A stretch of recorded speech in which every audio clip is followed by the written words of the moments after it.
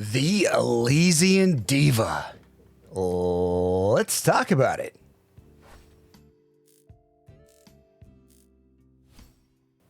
This is a personal product that I bought so I can compare this to the upcoming Elysian Noir and the Pilgrim that I have on hand.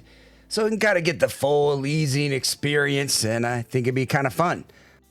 Now let's talk about the case. The case is the exact same case that you've seen on my desk multiple times for multiple videos. It is the same case of the Elysian Annihilator. Now, the unboxing experience of the two is basically identical. Their box sizes are the exact same. It feels the same. So it's a definite premium and unboxing experience when you compare it to the Annihilator, or just the Annihilator is really weak. It kind of depends on how you want to look at it, right? All right, let's talk shell size. The shell size of the Fat Frequency Grand Maestro is much bigger, but in some ways it kind of fits better.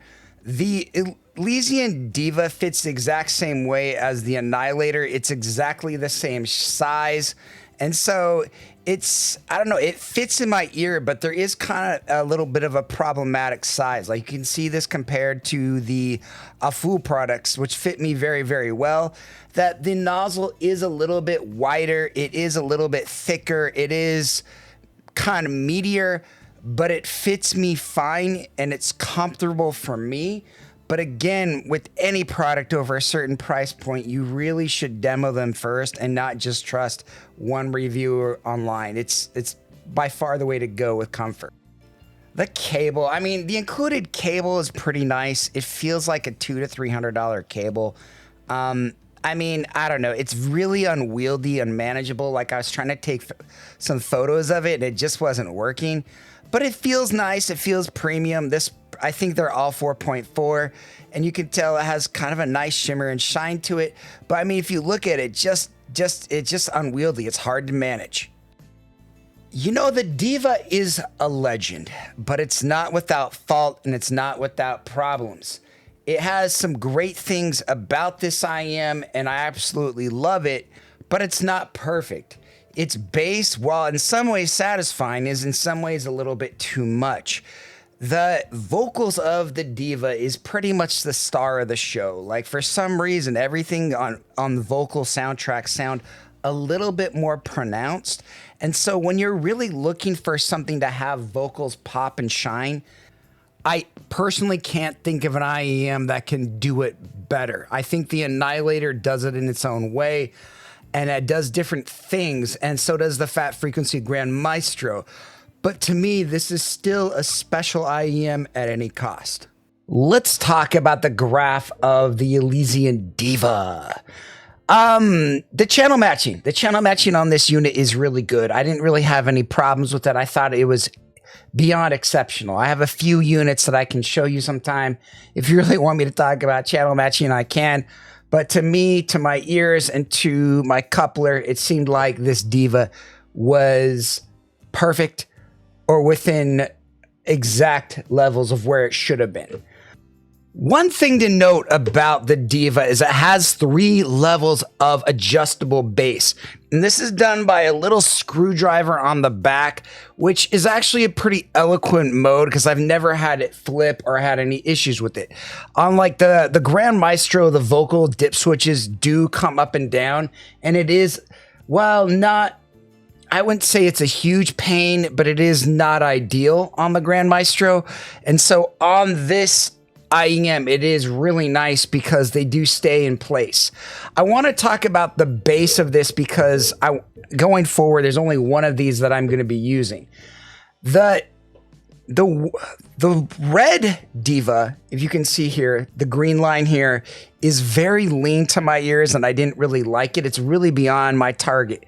Like if someone gave this to me as an IM, I'd probably rate it like, I don't know, like 2 stars. It's really low. It's not very good. The white is pretty good. The white to me is like like maybe a 3.5, 4 stars. It's pretty good, but it's not super exceptional. It still has good vocals, and I could see people liking it. For me, the blue was the way to go. And I really like the blue level. I think the sub bass was a little bit too much, but overall, I still think it was a good level for me. Now let's look at a few other graphs. Actually, before that, let's talk about the graph overall. So as we look at this graph overall, like, let's even put these together.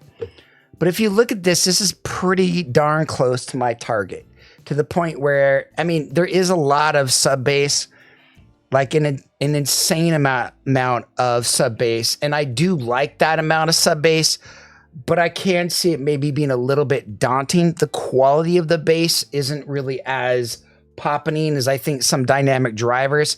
It just kind of, and I'm just going off feel. I'm not going off measurements because there's really no way to really talk about that. But I do feel that, like, if they could have redone the Diva with, say, a dynamic driver, that might have been a better way to go, and especially at this price. Another thing to note is that, like, I feel like the extension on the Diva, while very, very good, it doesn't feel like a IEM of what it costs. It feels like a little bit less of an IEM. So the Diva is exceptionally tuned, but the quality and that feeling of the bass it feels like it's just almost bass for bass levels.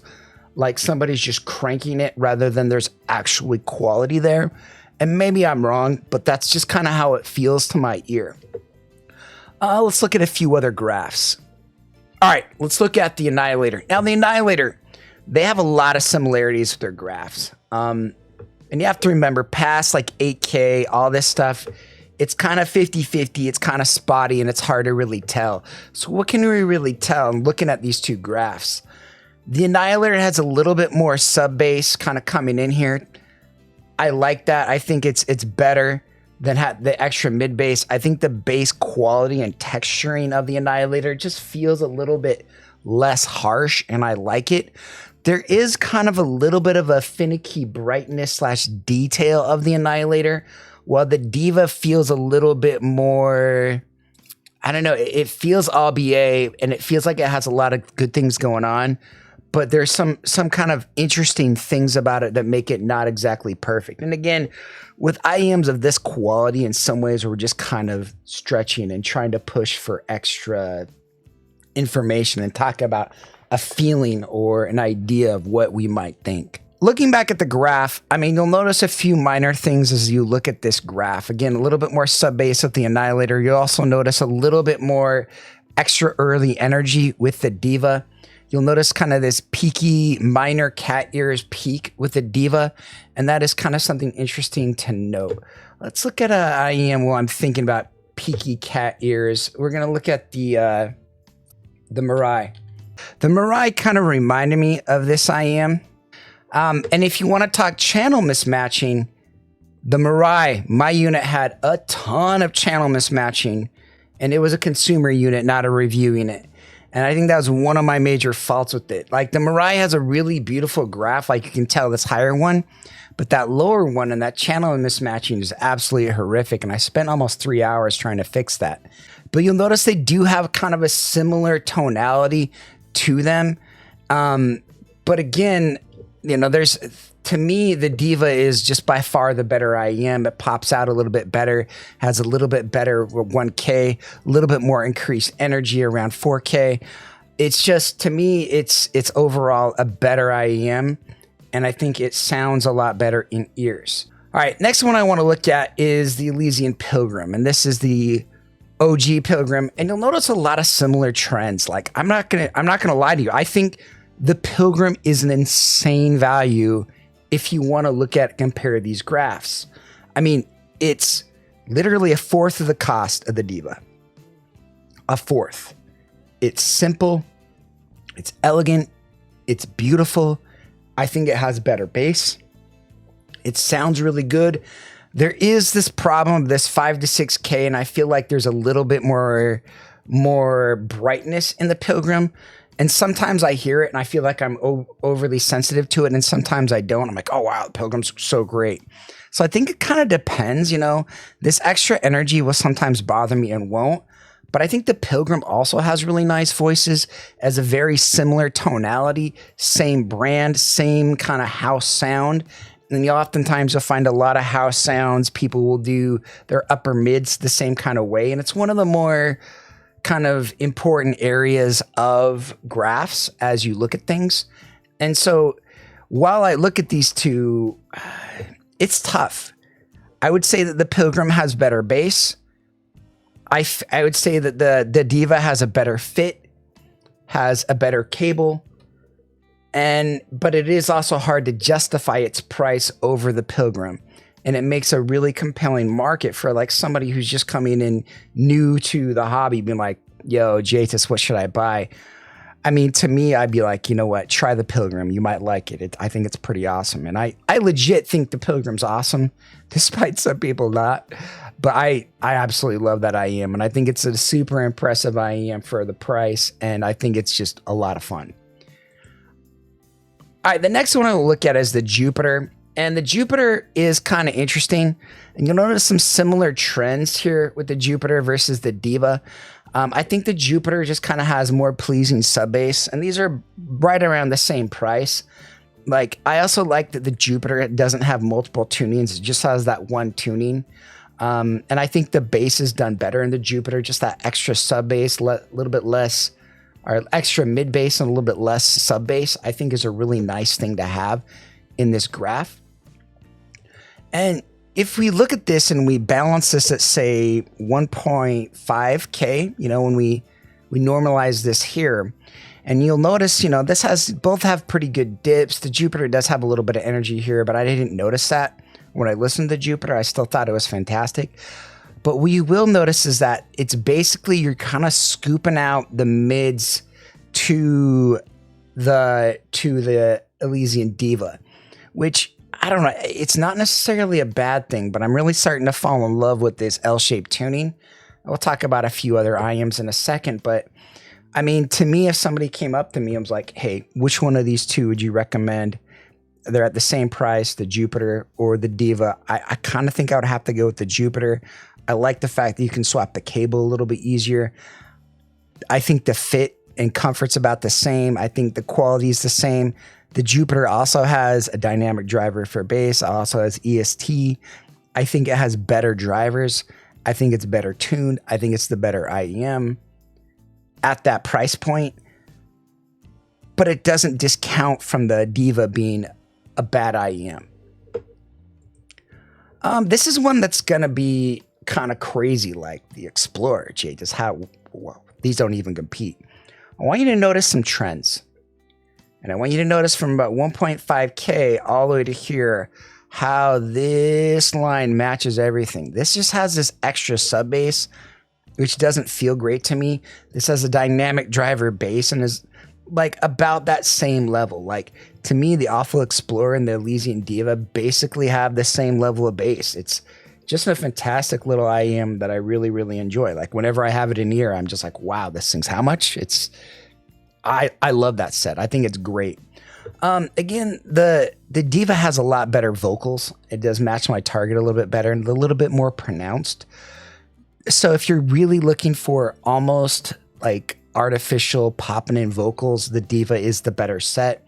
But if you're looking for a better value set that probably has the same quality bass, debatably better, honestly, the Awful Explorer is just an incredible value. And it's one of my top picks right now. I mean, it matches my target to an insane level. I mean, the Diva does really, really well. But at the same time, the Awful Explorer is just a fantastically tuned IEM for its cost. And you're going to notice a lot more IEMs coming out that are going to be more better and better tuned and more interestingly tuned and more tactfully tuned. It's going to be great. This is a great time for this hobby.